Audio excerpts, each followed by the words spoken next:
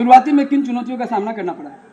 शुरुआती में शुरू से ही चुनौतियों का ही सामना करना पड़ा, क्योंकि जिस बजट से उन्होंने बात किया था उस बजट में तो म्यूजिक और एडवांस में चला गया। नहीं, जो बजट का था 10 लाख अपने माइंड में सेट किया था तो 10 लाख खत्म हो चुके थे। 10 लाख खत्म हो गए ना, प्री प्रोडक्शन प्री शूटिंग ही खत्म हो गया। प्री शूटिंग खत्म हो गई। हाँ, लेकिन फिर जब मैंने सोच लिया था कि बनाना है तो मैथिली में बनाना है।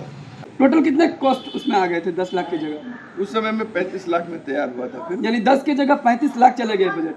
जी, कहाँ पर शूटिंग शुरू हुआ था? शूटिंग नेहरा में शुरू हुआ, सकरी के नज़दीक नेहरा गांव है।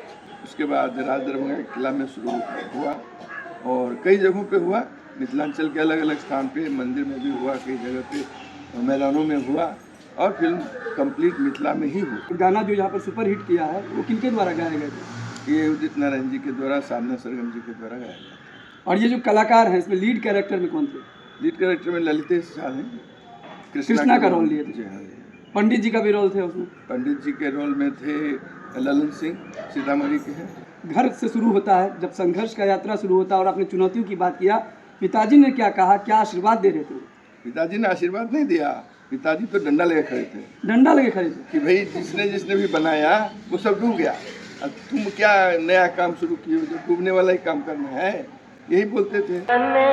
हंसियों न सजनी गुलाब कहिए कने, हंसियों न सजनी गुलाब कहिए।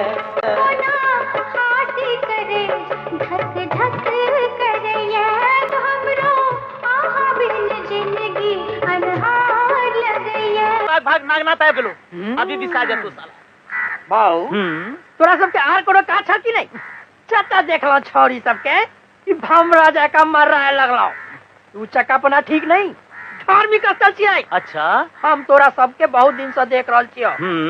आहू के कोनो काम धंधा अछि कि नहीं? जखन देखो हमरा दुनू गोटे के आगू पाछू लागल रहै छी, हरेक सोमवार के अपने अही ठाम ठाड़ रहै छी, तक्कर कोनो जवाब है चाहे लगबे?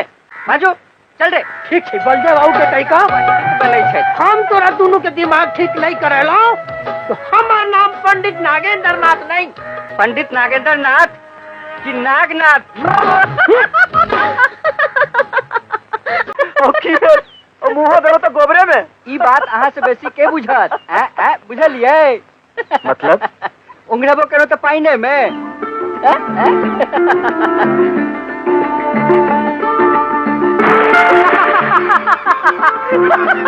कैसा लगा कलाकारों ने जिस तरीके से अपने कला का प्रदर्शन किया, आपने जिस तरीके से सिलेक्ट किया था, क्या उस पर वो खरा उतरे?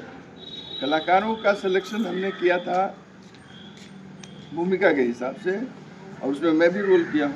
आपने किस चीज़ का रोल किया? मैं हीरो के बड़े भाई का रोल किया, बलदेव का। कुछ नेचुरल लोग कलाकार भी थे जिनको मैंने नेचुरल एक्टिंग कराया है। एक्टिंग से ज़्यादा नेचुरल एक्टिंग की डिमांड होनी चाहिए, ऐसा मेरा मानना था और वो मेरा जो उसमें जो मैंने प्रयोग किया था वो सफल रहा। सस्ता दिन की महक से नूर ये पहला फिल्म था आपका? जी हाँ, पहला फिल्म था। इनफैक्ट मैथिली में ये सफल फिल्म पहला ही था। मैथिली सिनेमा में स्वागत है आपका। धन्यवाद। शुरुआती जो सिनेमा मैथिली जगत में ये ब्लॉकबस्टर सिद्ध हुई थी, क्या आप फिल्म जगत से ताल्लुकात रखते थे? नहीं, मैं फिल्म जगत से ताल्लुकात नहीं रखता था, मैं तो होटल की जगत से ताल्लुकात रखता था। होटल इंडस्ट्री में थे आप? जी, लेकिन होटल इंडस्ट्री में फिल्म वालों का आना जाना होता है और उसमें कई सारे मेरे दोस्त बन गए और अपने यहाँ के मिथिला के भी दोस्त बन गए। कितने वर्षों से मुंबई में रहते थे? मुंबई में 76 से 2008 तक रहा हूँ। तो कैसे आपका ख्याल आया कि आप एक तो होटल इंडस्ट्री में थे और फिल्म का सफ़र, ये सिलसिला कैसे शुरू हुआ? मेरे कुछ मित्र बन गए थे और उन्होंने मुझे बोला कि मैथिली में एक सिनेमा बनाइए। 10 लाख के बजट में सिनेमा बन गया। उनकी बातों से मैं थोड़ा देर के लिए सोचा कि क्यों ना अपनी भाषा में एक फिल्म बनाई जाए, क्योंकि बाकी सारी भाषा की फिल्म बन रही है, सारे जितने भी रीजनल चैनल है, रीजनल लैंग्वेज है, उसमें फिल्में बनी, चाहे कौन सा भी छोटे से छोटे स्टेट का भी फिल्म बना। तो मिथिला में लोगों ने प्रयास तो किया 2058-59 में, लेकिन वो फिल्म सफल नहीं हो पाई क्योंकि उस तरह का उस समय में उनके पास तकनीक नहीं था। फिल्म 1999 में देखने को मिला, लेकिन आपकी तैयारी कब से शुरू हुई थी? तैयारी मेरी 1997 से शुरू हुई थी। मेजर अट्रैक्शन क्या रहा फिल्म का? मेजर अट्रैक्शन उसमें दहेज प्रथा भी था कि दहेज प्रथा जो मिथिला में कोड के रूप में पनप रहा था, उसको उसके चलते कन्या के साथ क्या होता है, लड़कियों के साथ उसके साथ वैसे तो आज उस समय में बहुत ही ज़्यादा था, मिथिला में और भी ज़्यादा था। मिथिला में तो शादी से ही हो जाए, उत्पीड़न तो बाद में होगा, शादी ही संभव नहीं था। कलाकार का सिलेक्शन कैसे किया आपने? कुछ कलाकार इसमें मिथिला के ही थे और जो उसमें फिल्म इंडस्ट्री में ऑलरेडी एस्टेब्लिश हो चुके थे, और कुछ कलाकार हमने नए लेके उनको सिखाया।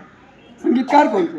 संगीतकार मुरलीधर, पंडित जी का भी रोल थे उसमें? पंडित जी के रोल में थे ललन सिंह सीतामढ़ी के। और आपने चुनौतियों की बात किया, पिताजी ने क्या कहा, क्या आशीर्वाद दे रहे थे? पिताजी ने आशीर्वाद नहीं दिया, पिताजी तो डंडा लेके खड़े थे। डंडा लगे खड़े थे कि भाई जिसने भी बनाया वो सब डूब गया, अब तुम क्या नया काम शुरू किए हो, जो डूबने वाला ही काम करना है, यही बोलते थे। लेकिन जब उसकी सफलता देखा उन्होंने, तो उनकी प्रेरणा से मैंने दूसरी फिल्म बनाई। ऐसा बताया जा रहा है कि जब आपने यहाँ से शूटिंग पूरा तैयारी पूरा आपने मिथिला क्षेत्र में भी किया, लेकिन लास्ट जब पैसा की समाप्ति, मतलब कुछ ऐसा लगा आपको कि कुछ ऐसा चुनौतियों का सामना करना पड़ रहा था, तो लास्ट में आप मुंबई चले गए? नहीं, मुंबई उसके लिए नहीं चले गए, चूँकि यहाँ जो शूटिंग ख़त्म हो गया उसके बाद पोस्ट प्रोडक्शन का काम बॉम्बे में होना था, क्योंकि उसके सारे स्टूडियोज बॉम्बे में थे। आज स्टूडियोज हो गए हैं, उस समय में तो कहीं स्टूडियोज नहीं था। उस समय का लाइट, कैमरा, क्रेन, सब कुछ मुझे बॉम्बे से लाना पड़ा था। शुरुआती में जब पहला बोलते हैं ना, पहला इंप्रेशन जो आपका था, जब आप सिनेमा हॉल में आए थे, तो लग रहा था ये ब्लॉकबस्टर साबित होगी? नहीं, बिल्कुल नहीं लग रहा था। जब पहला दिन लगा तो मैं 9 बजे से सिनेमा हॉल के सामने बैठ गया। सिनेमा तो 12 बजे शुरू होने वाली थी। हाँ, लेकिन हमें लग रहा था कि देखें क्या प्रतिक्रिया हो रही है। लोग आते थे, देखते थे, पोस्टर चले जाते थे, मैं उतनी 1 इंच और नीचे हो जाता था। पिताजी की डंडा भी याद थी? पिताजी का बोल बचन डंडा सब याद था। तो ये लग रहा था, और 9 बजे के बाद लोग ऐसे देखते थे और चले जाते थे जी। 10 बजे क्या और 11 बजे क्या रिएक्शन हुआ था? नहीं, 10 बजे भी वही था, 11 बजे भी वही था। जहाँ 11:30 बजा, ऐसे लगा जैसे कहीं से हुजूम आ गया हो, और हुजूम ने सीधा आकर के टिकट लेकर के अंदर घुसना शुरू किया। कुछ लोगों को मिला, कुछ को नहीं मिला, कुछ वहीं खड़े रहे, कुछ दूसरे शो में गए। इस हिसाब से उसमें एक ही दिन में इस हिसाब से बढ़ोतरी हुई कि हल्ला मच गया। और लोगों ने जब सिनेमा हॉल में आपको देखा होगा कि यही है वो जिन्होंने ये सस्ता जिनकी महक से नोट बनाया है, तो लोगों ने तो फिर आपको घेर लिया होगा। लोगों का प्यार उमड़ गया, और हमको जो है वहाँ से बालकनी से बाहर निकलने में बहुत असुविधा हुई। सबने वहाँ मुझे उठा लिया। उसके बाद कहाँ पटकेंगे मुझे नहीं पता, लेकिन फिर भी किसी तरह से हमको उन्होंने प्रेम से बाहर निकाला। इतना प्यार आशीर्वाद मिला जब मिथिला जगत में, तो फिर एक सिनेमा के बाद फिर कहाँ गायब हो गया? ये विडम्बना है मिथिला का और मैथिली का, क्योंकि मैथिली समझने वाले मिथिला से ज़्यादा पूरे विश्व में है। और चूंकि सिनेमा हॉल को 2700 चाहिए, 2800, क्या 2800? 400 रोज, 7 दिन में 28, हर हफ्ते का 2800 तो उसको चाहिए। तो बाहर किसी भी स्टेट में अगर लगाएंगे तो वहाँ स्कैटर्ड है, भीड़ एक जगह है नहीं, कब कोई यहाँ है, कोई वहाँ है, कोई, तो एक कहीं किसी भी पर्टिकुलर एरिया में अगर लगाएंगे तो 2800 पूरा नहीं होता है, इसलिए हमको वो लगाना भारी पड़ता था। लेकिन हाँ, मिथिला में जितने भी स्टेशन थे उसमें 4 महीना 6 महीना तक फिल्म नहीं उतरा। और छोटे से छोटे जगह में, चूँकि उस समय में सिनेमा हॉल बहुत था, छोटे छोटे फूस के भी थे, जहाँ तहाँ था, इसलिए बहुत लोगों ने उसको देखा। इसको मास ने भी देखा, क्लास ने भी देखा, और सबसे नीचे तबके के लोगों ने देखा।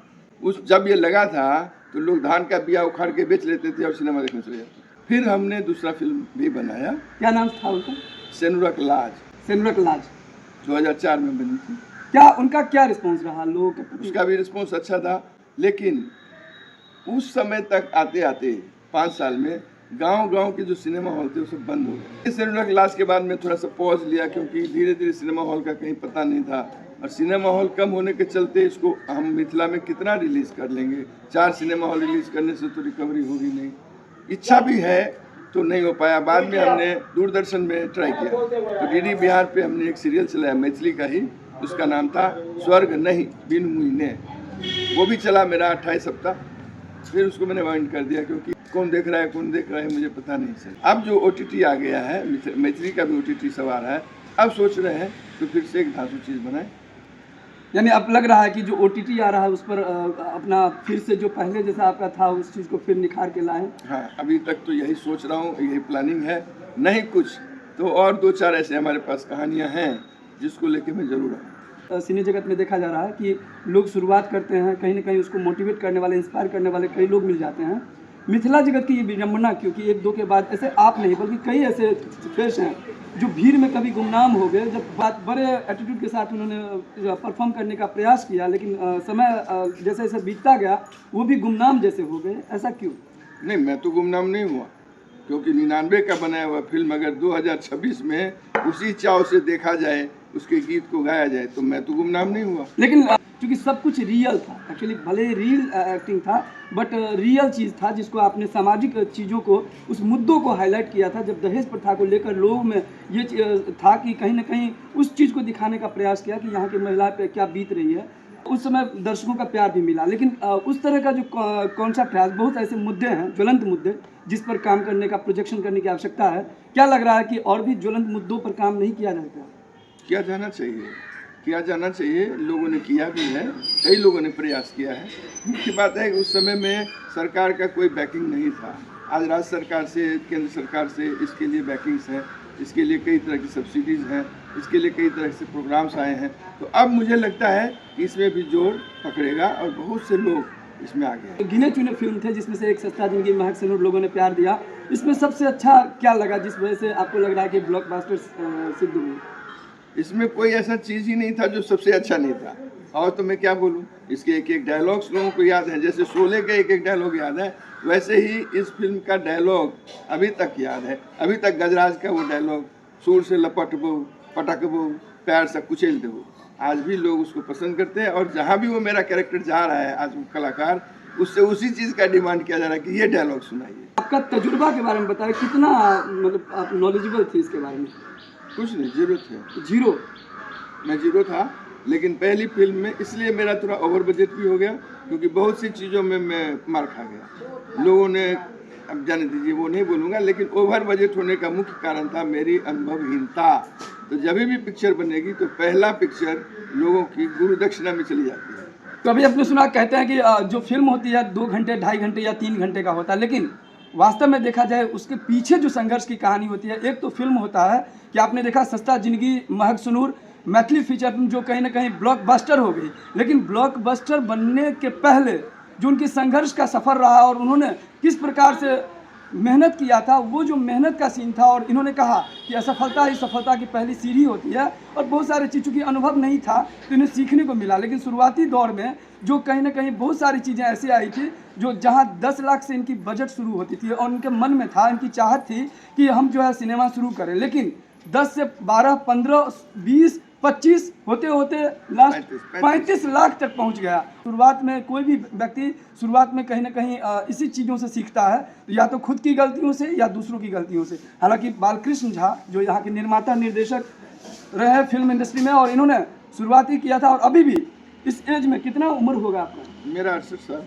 इस एज में भी अभी भी कहते हैं कि अब भी वो चाहत है, उम्मीदें जगी है, और जब भी कभी इनको देखते हैं तो वो गीत हमेशा जो है कहीं ना कहीं मुखरित हो जाता है, लोगों को अच्छा लगने लगता है। आज भी शादी हो, पार्टी हो, कोई फंक्शन हो, या कहीं सोशल मीडिया साइट्स पर आप यूट्यूब में, फेसबुक में देखिए, सस्ता जिंदगी, महक सिनूर के वो गीत, कने हंसियों ने सजनी गुलाब कही है, और किया मुर्गा करे छे कुकरू, ये सब इनके जो गीत थे, एक से बढ़कर एक गीत, और एक धांसू गीत जो ब्लॉकबस्टर सिद्ध होने में, हालांकि एक एक अभिनय जो इन्होंने कैरेक्टर निभाए हैं, वो एक्चुअल में ये आर्टिस्ट सब ऐसे ऐसे थे जो शायद, जैसे निर्माता निर्देशक ने कहा कि इनके पास तजुर्बा की कमी थी, कई ऐसे इसमें कैरेक्टर भी रहे हैं जिनके पास तजुर्बा की कमी थी और उनको तजुर्बा नहीं था, लेकिन कहीं ना कहीं उनको भी स्टेज दिया गया, प्लेटफॉर्म दिया गया। और मैथिली सिने जगत में जिनके पास आर्टिस्ट जो हुनर था, तो कहते हैं हुनर है तो कदर है, तो उन लोगों को कहीं ना कहीं अपॉर्चुनिटी मिली और ये ब्लॉकबस्टर हुआ। तो मिथिला जगत तो ऐसा है कि जिनको प्यार देते हैं और आशीर्वाद देते हैं, जब लुटाते हैं तो एक दिन में सितारा बनाते हैं। वही जीता जागता सितारा इस वक्त हमारे साथ बालकृष्ण झा, जिनसे आपने सुना इनके संघर्ष की यात्रा। इस वीडियो को ज़्यादा शेयर कीजिए और कमेंट करके अपने प्रतिक्रिया ज़रूर दीजिए, ताकि ये फिर से अगर चाह रहे हैं कि अपनी मैथिली फीचर फिल्म में काम करें तो इनको इंकरेज कीजिए। फिर मिलते हैं मधुबनी मिथिला की तमाम खबर के साथ। देखते रहिए न्यूज़ टुडे मिथिला। आकाश मिश्रा।